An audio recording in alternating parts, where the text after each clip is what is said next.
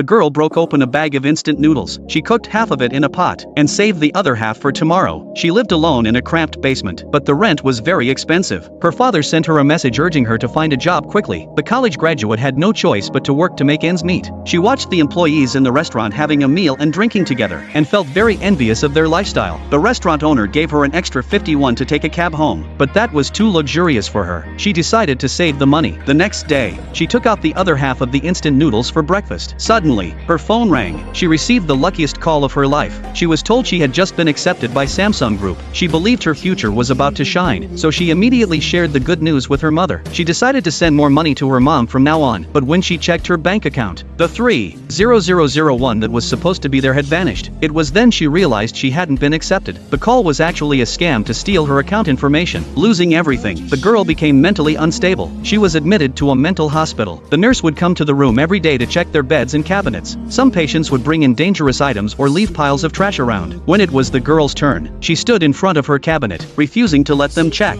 The nurse thought there were dangerous items inside, but when they opened it, it was empty. There were no personal belongings at all. Nurse Duun had never seen such a struggling patient. To protect her dignity, the nurse didn't ask any more questions, but the girl suddenly called out to Nurse Duun. At this point, the girl had developed severe delusions. She believed Nurse Duun had stolen her 3,001 and kept chasing her for it, but Duun said she hadn't taken her money. At that moment, Nurse Duun realized her mistake. She shouldn't argue with a delusional patient, so she got scolded by the senior nurse, because when dealing with delusional patients, you must not argue, otherwise, it deepens their delusions. Later, Nurse Duun learned the girl's sad story. She had been scammed by a telecom fraud and lost all her money. Even her hospitalization fees were covered by government aid. Duun decided to take good care of the girl and help her recover as soon as possible.